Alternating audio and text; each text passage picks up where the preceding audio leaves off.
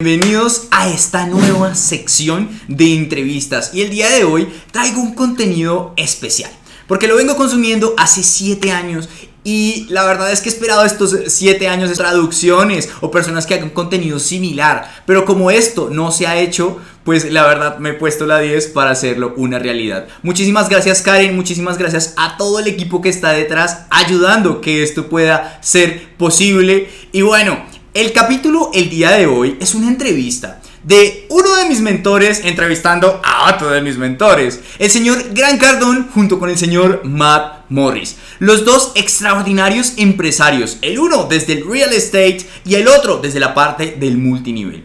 Y esta sección que vamos a comenzar se llama Moguls, es un programa en donde tú puedes ver las entrevistas de personas extraordinarias directamente en esta área.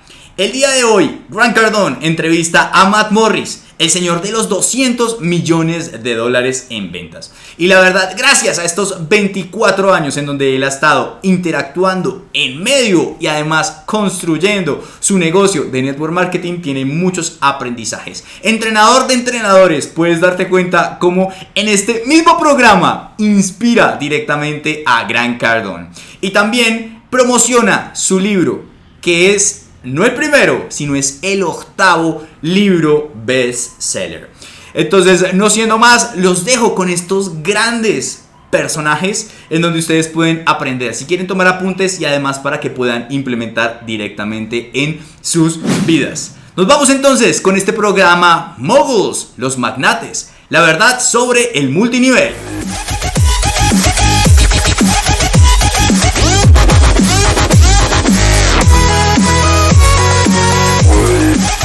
Welcome to Network Marketing Moguls, brought to you by Grant Cardone TV. Today I'm very excited to bring you somebody that's actually made what is it called? Seven-figure income twice. Okay? This is a $2 million a year earner. I know you guys don't like to talk about how much y'all make. Correct. But you'll tell the IRS. Everything's above board. I'm like, look, if you're going to tell the IRS, why can't the world know, okay? Mm-hmm. Also an author, also publishing, he operates a publishing company, #1 income earner in 3 different companies. He served as a founder and CEO of what was at the time the largest personal development network marketing company. So you met a bunch of guys like me. Absolutely. Right? Yeah. Matt Morris, I call him M-Squares. Matt Morris, great to have you here. Thank you, sir. Okay, Thanks for having me. So before we get started, how did me and you hook up? Do you want to tell that story? Let's see. So I did a podcast, 𝑵𝑬𝑗𝑠. Okay, yeah. So she introduced me to you on Facebook, and you ignored me, so I kept just messaging you, bang. Right? Say, hey man, hey man, you forget about me? Let me tell you what's worse than being ignored. I didn't even see you, so there's sometimes so much traffic, as you know, right? Of course, yeah, I get it. And then somebody finally gets your attention in the appropriate way, and then here we are sitting together. There you go. So great to have you here, man. Thanks, man. 8-time best-selling author. Now, how does a guy, and what does that have to do with network marketing? Why do you write books and you got this network marketing career? Good question. I just always wanted to put my my story in a book. So it was one of those things. When I was 21, I made a list of everything I wanted, my bucket list, and one of those was to be a best-selling author. And when I put it down, I thought there was no way I could ever be a best-selling author, but, wrote it down, and it was one of those things that was like nagging on me over the years. Once I created a success story, I didn't have an excuse not to write a book anymore, so. What is the Unemployed Millionaire, man? Because the title, I'm like, okay, what does that mean? How do I stay unemployed? Me and you talked about making money before this. Well, it's the whole thing is, you would think unemployed and millionaire is counterintuitive. It's really not counterintuitive, because most millionaires didn't become a millionaire from having a job. They became a millionaire from having a business. So, that's the whole root of it. So the book is, it's the mindset and concepts of being an entrepreneur. And so, Amazon, anywhere? Yeah, it's on Amazon. It was published through Wiley, so it's it was in every major bookstore, and The Unemployed Millionaire. I think the book's probably going to tell you. I haven't read it, but I'm going to eat it tonight. It's going to probably tell you that that once you become a millionaire, then you get to go to work. Is that right? That's how did you know? Dude, do you work hard? I mean, of course, yeah. I mean, I don't think you become a millionaire without working hard. And that's one of the things I struggled with the title of the book. I didn't want to create the attitude that you could be unemployed, lay around in your underwear, and become a millionaire and not doing shit. Right. So. I know some people that do lay around their underwear and make money, but most of them are women. So, raised by a single mother. Let's talk about your upbringing, because you've got a freaking awesome backstory. Okay. If you guys have ever had it bad, you've ever had it tough, you've ever had bad experiences, you've ever gone through dark moments, listen to this cat's story. So, I mean, the quick story, my parents divorced when I was about 4 years old. About a year later, maybe not quite a year, my father broke into our house, murdered my mom's boyfriend, went to prison. So grew up with, father in prison. He came out, he was, severe alcoholic. He went there for murder? For murder, yeah. Wow. Yeah, so it was funny. You go to, school functions and things like that, athletic events. Hey, where's your dad?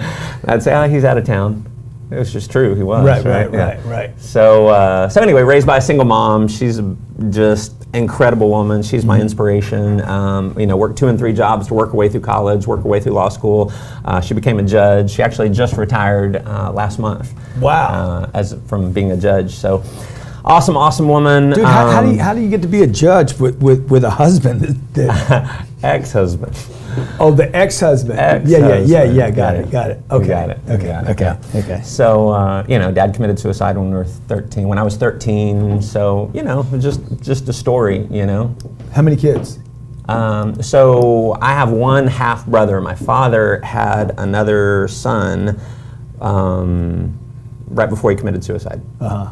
Now, about a year before. Did you know your dad? Yeah, of course. I was 13. So. Yeah. So did you you knew him as a good guy? You knew him as a problem? I knew him as he was a good dad, very loving dad. He was just had troubles. He was an alcoholic. He drank all the time. He would there's all kinds of interesting experiences that went on with hanging out with him drunk at bars and him passing out on the floor and leaving me and he forgot that he dropped me off at the library one night when I was, 11, walking home in the rain. I called my mom. I was living with my dad at the time. I like that he smiles all the way through the whole deal. Well, now it's funny. You can laugh at it, right? So I can tell the story now because it doesn't pull me down. It's just a story, right? So I remember calling my mom, telling her that Dad left me at the library, and she's like, "I'm coming to get you."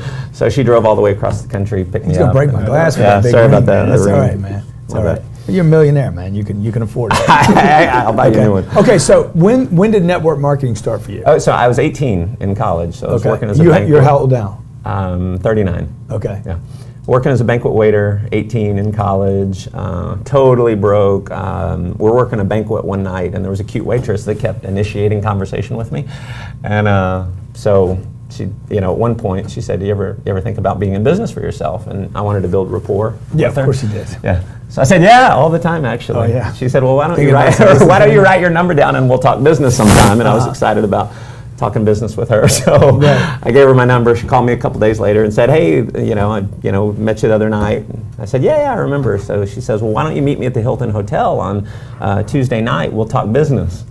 And I thought, all right, hotel, business, I'm in. So I showed up, and unfortunately, she ushered me into a room with like 100 people. And, a guy got on the board, and he talked about. They drew the circles. Yeah, they drew the circles. Right. McDonald's franchise, and how you could be like a franchise owner and duplicate yourself over and over and over. Right. And, I was hooked. I was just all in. So my first 2 years. So even though she brought you there under she didn't lie to you. She didn't. No, not at all. You made up all this stuff. No, I mean, I just kind of, it's like, Yeah.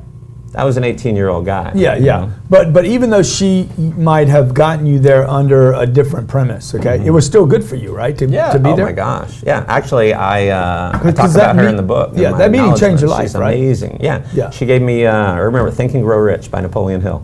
Was the when I first got sponsored, and I read that book, and I had never read or even really heard of personal development before. I didn't know there were books like that. They don't give them in school. So I read that book, and it just, it opened up a whole new world for me. I got excited about what I could do. It's like, wow, I can be a millionaire. I can have this amazing lifestyle. Because I always struggled, I made not so good grades. I finished in the half of the class that made the top half possible, right? So, right. Wasn't a stellar student. That means he was in the bottom half. Sometimes you got to spell it out. Yeah. So, I just got excited, and, went and started calling my friends, inviting them to, see it, and every one of them told me no. Actually, I sponsored in 3 years. Now, how did you handle that when they said no? Okay, and these are your friends. Yeah. What happened for you back early then, on when you didn't know what to do? I was just so afraid of rejection. I'd go out and, a handful of people would tell me no, and then I'd just, hole up. I'd hole up, you know? Yeah. And so I would go to the trainings and go to the trainings and go to the trainings and not really talk to a lot of people. So, I talked to a handful of my friends. They all said no, no interest, kind of like laughing, like, how's your pyramid deal going? Right. And so I just kind of, that was a learning experience more than anything else. I got exposed to personal development, the books, the tapes, seminars. So and then fast forward today, okay? You're being personally groomed with all the self-improvement stuff. Sure. That's helping you, but you're not doing anything with the business, right? Yeah. Now fast forward today, somebody tells you today, good luck with that pyramid thing. No, I'm not coming. What's different? It's like, I don't know. It's just air going through. It's just, I don't take any personal self-worth on someone telling me yes or no, either way. I mean, I know what I have, I know what I got, I know who I am. It doesn't matter, it's like, I really don't think they're saying no to me. I think they're saying no to themselves. Yeah, totally. Totally agree with that, okay? Yeah. So the self-worth, your self-worth now has, it looks like you've made enough investments in you now that what they think matters less. Right. I mean, it's being more concerned with your character than your reputation. Everyone's worried about what other people think about you. Your character's who you are. So I just, but how much of that on my character, I don't worry so much. Yeah. How much of that, Matt, has to do with the fact that you're making a couple $1 million a year now? You could say, and that's the whole thing. People are like, yeah, Matt, you're making over $1 million a year. It's easy for you to say that, but the whole deal is you're not going to get to the point where you're making $1 million a year unless you have that belief. It's not like you become. It's not like you make a bunch of money and then you become a leader. You got to become the leader and then you'll make the money. Right. You got to become confident and then you'll make the money. You don't become confident after you make money. Yeah, and if you guys think that that's the deal, that he acts like that now because he makes it $2 million, what I would tell you is start acting like you make $2 million. That's it. No, my mentor, Wayne Nugent, best networker I've ever met in my life. Guy's incredible. He actually owns our company. And major breakthrough one day, and he had sponsored me. I was 24 years old, and I would watch him speak and train and enroll people, presentations. Enroll people? What does roll people mean? Enroll people, right? So he was so good. I mean, on a scale of 1 to 10, I'm like, this dude's a 10. He's as good as anyone ever, right? And so I put him up on a pedestal, and I'm like, I can't really do that. And I'm saying, dude, it's like people hang on every word you say when you speak, your closing rate. And so he said, do you know why I'm confident? Or do you know why I'm a good speaker? Do you know why I'm a good closer? And I said, I don't know. And he said, because I'm confident. Yeah. And I said, I'd be confident too if I could speak like you. Yeah. He goes, you don't get it. When we come back, we're going to find out why you and I don't get that. Okay, and what you need to know about how to be the best network marketer, how to improve your self-improvement, how to know who you are so you can get what you want. This is 𝑚², Matt Morris, 7-figure earner twice. Hey, welcome back to Network Marketing Moguls. This is one of the most exciting interviews I have ever done. I don't use those words very often. What do you mean one of? Okay. Matt Morris, 𝑚², Network Marketing Mogul for sure. $2 million a year earner came from, so many of you guys come from these broken stories, dude. I mean, dad commits suicide. Dad was an alcoholic, right? Dad beats up mom. No? Didn't beat up mom, no. Well, she just didn't tell you. Dad beat up boyfriend. Murdered boyfriend. Oh, that's a beat up. That's count. Yeah, That's there you go. He got beat up before he killed him. There you go. Oh. we're taking it light. We're laughing about it because he's like, hey, dude, it's just a story. You know, which is the most compelling thing I've got from this already. Dude, you're whatever happened is just a story, okay? Yep. So now this guy's super freaking confident, walking around, got a great smile, smiles about everything. Awesome, dude. Dude, you're awesome, dude. Thanks, man. Okay, you made my space better, man. I appreciate it. Love it. So, dude, talk to me about network marketing. In this segment, I want to what are the mistakes people make when they get in the game? Okay, so can anybody be successful doing this? I think anyone can become successful doing this if they're willing to grow enough. I mean, some people come into the game and they come in at a different level. They come in at such a low level, no one's going to take them seriously. They just don't have the communication skills. They don't have it. Can they develop it? Absolutely. Yeah. Because when I came into network marketing, I didn't have it. I didn't have the confidence. I didn't have the self-belief. But over a period of years, I got it. I figured it out. It took me 5 years to get full-time in network marketing.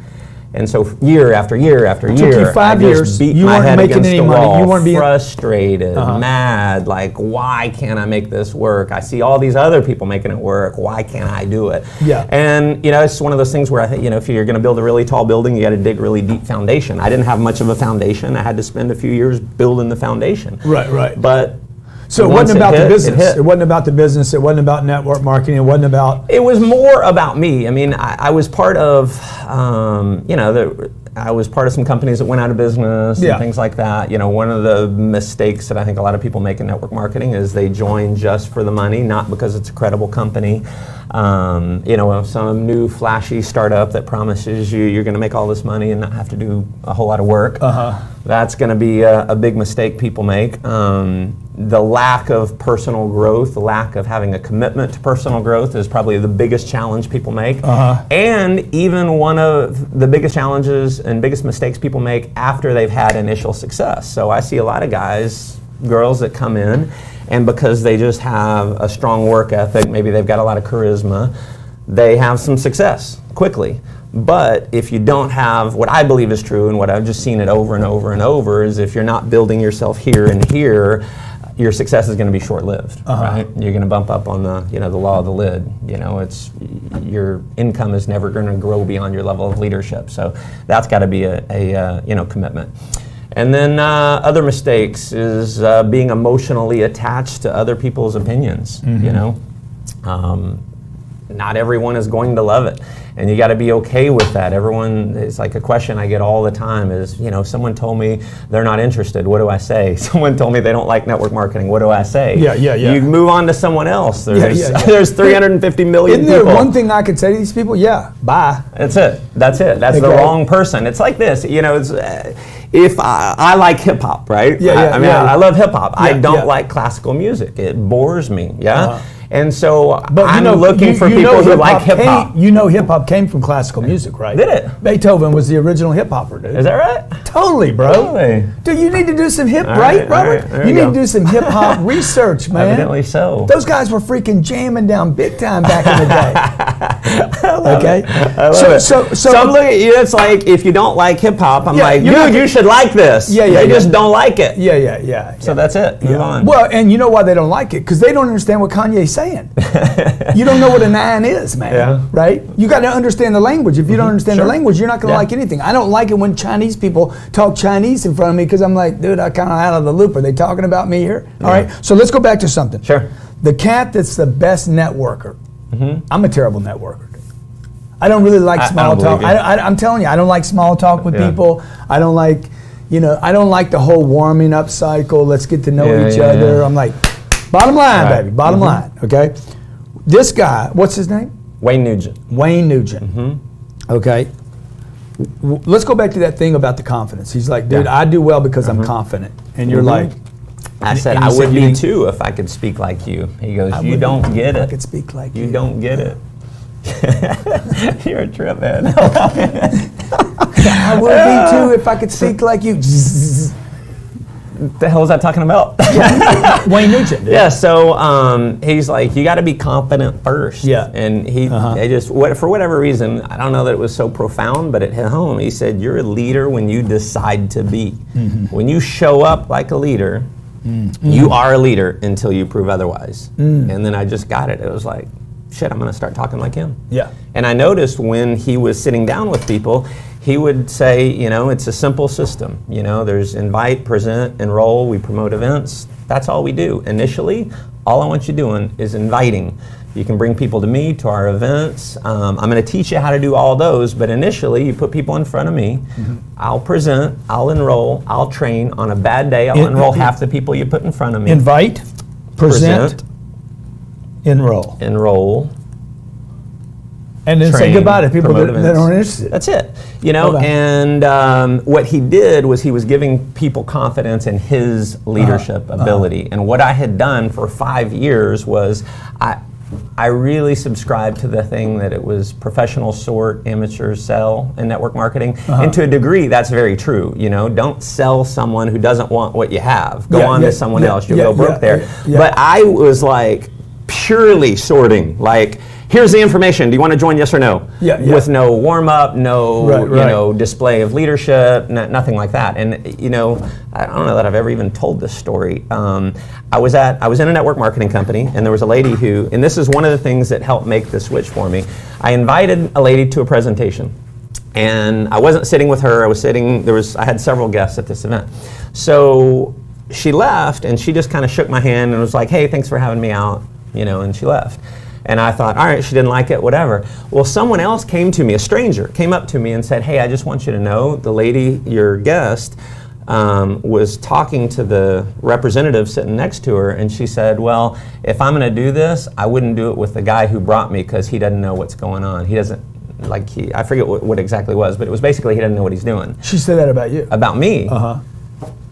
And I knew a lot, actually, but I was dumbing myself down, saying, "Oh, I don't know, just look at the information," instead of saying, "I'm the leader that you're looking for." Right. So then I started showing up. But how does somebody, let's say somebody's 25 years old, they don't have the confidence yet. How does that guy say, "Hey, I'm going to be a leader"? Yeah. So it starts with the self-talk. It starts with the programming. It starts with me telling him he's a leader, for one. Because in many cases, people are going to rise to my level of belief in them.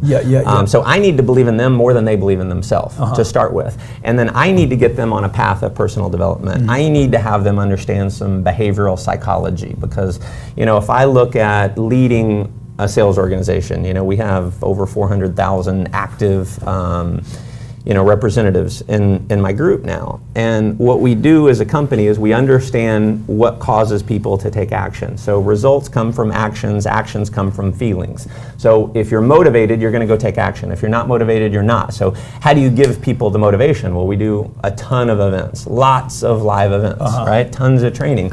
So, but we can get people super motivated at the event where they're like, I'm ready. They're going to run through a brick wall to build a business. But 2 days later, they're not motivated anymore. Right? So you got to brick wall starts hurting.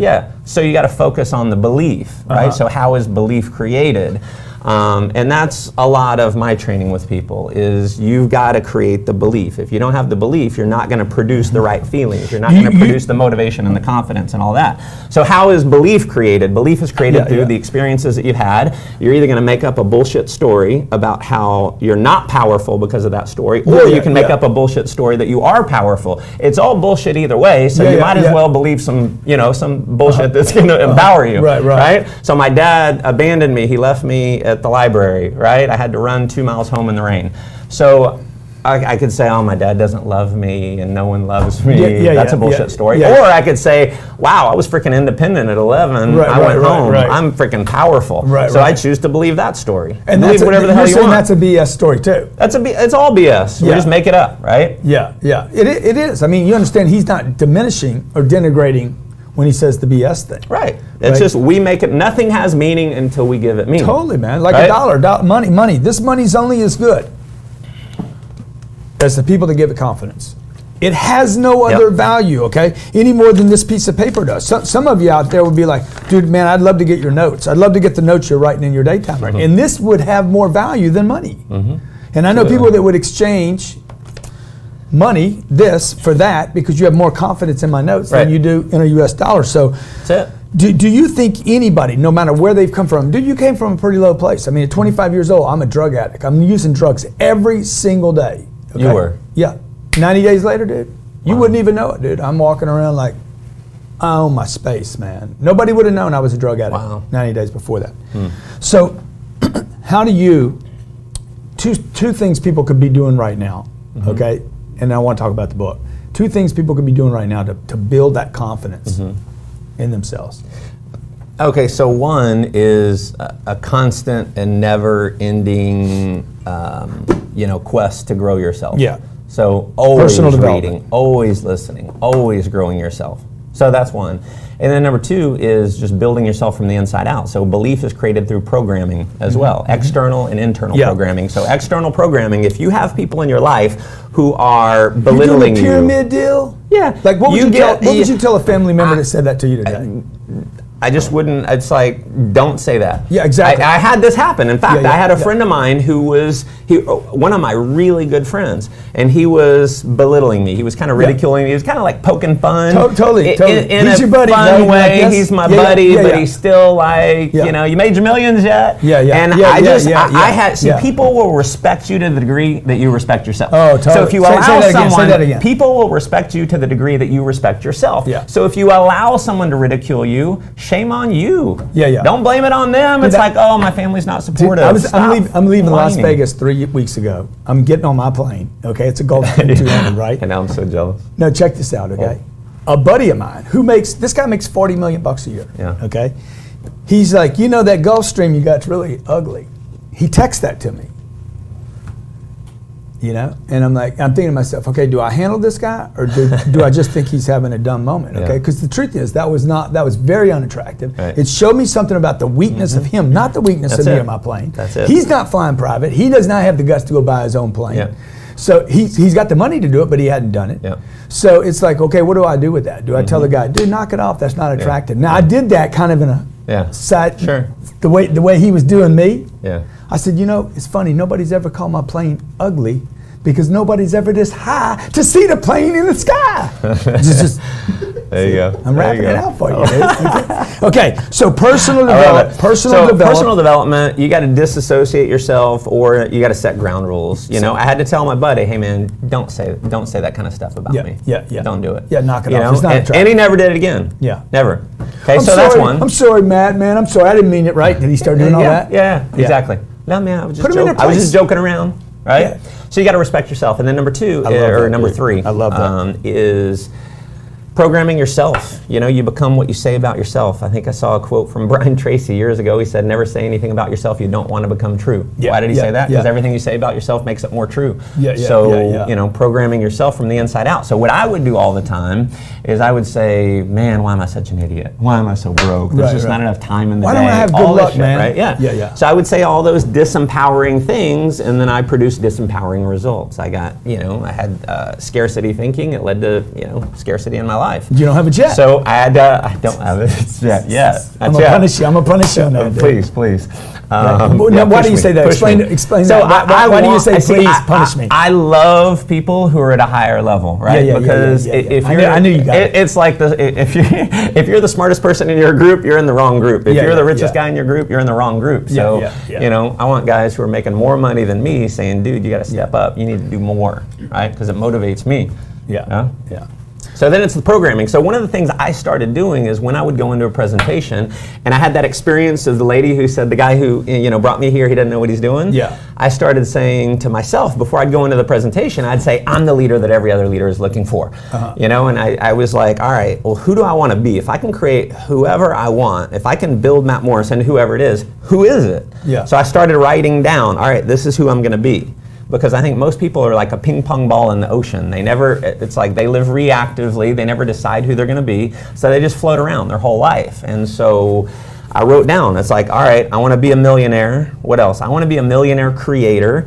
I wanna be a motivational speaker, but I wanna raise it to a higher level. I wanna motivate motivators. I wanna be the motivator to the motivators. Dude, you motivate. There you go, good. Well, guy's getting me motivated. It's mutual. Okay. So, you know, I just started writing all those things down and, you know, reading through those affirmations on a daily basis.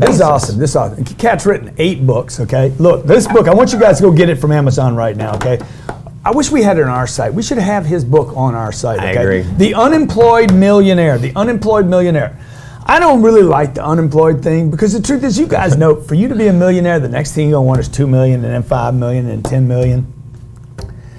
Dude, you're going to be working, but it's going to be fun. You have fun, right? Yeah, you're going to be working. Unemployed doesn't mean you don't work. Yeah. What does it mean, though? Tell me what it means. So unemployed just means you don't have a job. You're not working for someone else. You're self-employed. So you got the sandals in front. So I get Les Brown did a forward on it. Okay.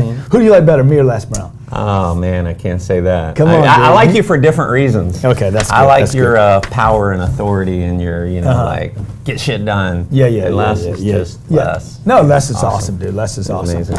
Hey, I want you to get the book, okay? You guys need to get out of the middle class. I mean, the book is going to confront, hey guys, you need money?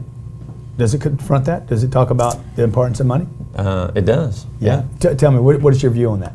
Money is neither, it's not good or bad unless you make it so. It's like you're not going to be more happy having a lot of money. You know, you're going to be, you're going to be happy regardless, but it allows you to do some pretty cool things. I think it's an accelerator for whoever you are. I mean, if you're an asshole, you're going to be more of an asshole with money. If you're fun and you're, but if you're going to be happy, an asshole, be a rich one. even more. Be a rich asshole. I guess. And then maybe if you would do what he's telling you, which is focus on self-improvement. I've heard you say that over and over today. Create confidence, be willing to grow, respect yourself, because an asshole doesn't respect himself. That's it. Okay, and you won't even respect your money at some point. So agreed. Matt, you're awesome, dude. You're awesome, man. Really, really appreciate you coming in here. This guy's a legit deal. Okay, look, network marketing mogul. He's one. You're one. Okay, he made it. You can make it. I want to see you sit in that chair and tell the stories. Be the leader. Other people. What did you say? Be the leader. What? Other leaders want to follow. Other leaders want. Be the motivator that motivators want to follow, okay? I think you said something like that too. Be confident first, believe in yourself first. Results come from actions. Create the beliefs you have so you can be in the game, folks. Network marketing, I love it, okay? Now you guys know I do this show because I love network marketing. I think everybody out there should be involved in a network marketing group. First of all, for the self-improvement, the commitment to so many people that are trying to do better for themselves. Secondly, for the products. Third, for the money, the financial opportunity. Matt, brother, appreciate it. Okay, look forward to doing more things with you. Okay, Absolutely. We'll do some fantastic things. My name's Grant Cardone. This is Network Marketing Moguls, and you are you. I am I. We are we. Thanks for ¡Wow! Espero que le hayas podido sacar provecho, tanto como yo lo he hecho. La verdad es que este programa me ha volado la cabeza. Y espero que tú puedas implementar directamente en tu día a día la información que ha sido acá compartida. En realidad, la clave de todo esto es que tú te puedas empoderar y puedas darte cuenta del poder que tienes dentro para que puedas crearlo y hacerlo una realidad. Si estás buscando más de esta información, te invito a que puedas revisar en los links de abajo y puedas conocer todo nuestro sistema de entrenamiento, el sistema de éxito integral para que puedas revolucionar tu vida y tus negocios en los siguientes 90 días. Un programa garantizado y probado por los últimos 34 años con éxito. Yo simplemente lo he aprendido y he estado compartiéndolo con muchas otras personas. Ahora, recuerda seguirme en las diferentes redes sociales, Facebook, Instagram, LinkedIn, YouTube, por donde te guste más, para que puedas tener contacto y seas la primera persona en enterarte de todos los beneficios que tenemos, como por ejemplo promociones, viajes, descuentos, eventos y muchas otras cosas más. No siendo más, me despido y nos vemos en el siguiente programa de Moguls, los magnates del multinivel.